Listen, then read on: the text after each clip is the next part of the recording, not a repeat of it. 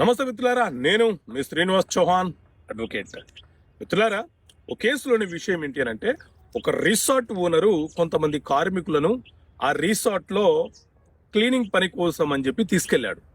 Swimming pool clean చేస్తుంటే ఆ కార్మికులకు బంగారానికి సంబంధించిన 3 ఉంగరాలు రింగ్స్ దొరికినాయి.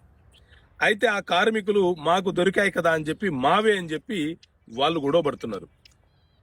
ఆ ఓనర్ ఏం చేస్తున్నాడు అని అంటే, వీళ్ళ మీద కంప్లైంట్ ఇచ్చి ఆ స్విమ్మింగ్ పూల్ ఆ రిసార్ట్ మాది కాబట్టి దొరికిన ఆ ప్రాపర్టీ మాదే అని చెప్పి వీళ్ళ మీద కంప్లైంట్ ఇచ్చాడు.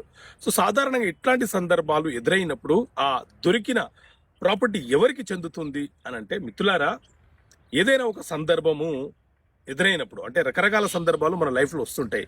ఎవరైనా ఒక షాప్ ముందు ఏదైనా వస్తువును మర్చిపోయినప్పుడు షాప్ ఓనర్ కాకుండా 3వ వ్యక్తి గ్రహిస్తే ఆ వస్తువు ఆ షాప్ ఓనర్కి దక్కుతుంది. అలాగే మన ఇంటి ముందు